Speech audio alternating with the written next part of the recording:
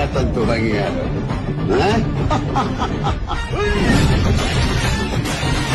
Hello, ഇന്നലെ ഞങ്ങളുടെ മാരിമുജായിരുന്നു. പക്ഷെ ഇന്നലെ രാത്രി വന്ന് എഡിറ്റ് ചെയ്യാനുള്ള കപ്പാസിറ്റി ഇല്ല. അതുകൊണ്ടാണ് ഞാൻ ഇന്ന് പോസ്റ്റ് ചെയ്യണത്. സോ നമുക്ക് മാരിമുജ കണ്ടാലോ.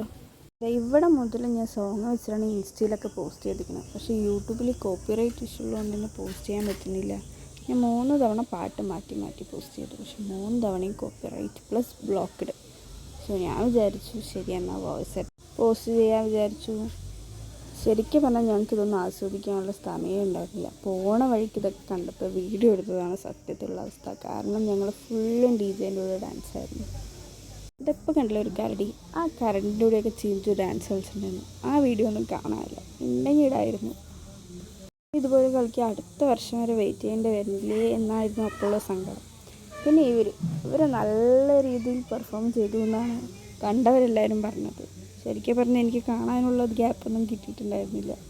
പിന്നെ ഈ പടക്കം പൊട്ടിക്കൽ ഇതൊക്കെ കഴിയുമ്പോഴാണ് കേട്ടോ ഞാൻ പോയി വീഡിയോ എടുത്തത്. ഇതോടെ ഇന്നത്തെ പരിപാടിയൊക്കെ കഴിഞ്ഞു. ഇതിന്ന് രാവിലെയാണ് പച്ചമാവ് എടുക്കുക.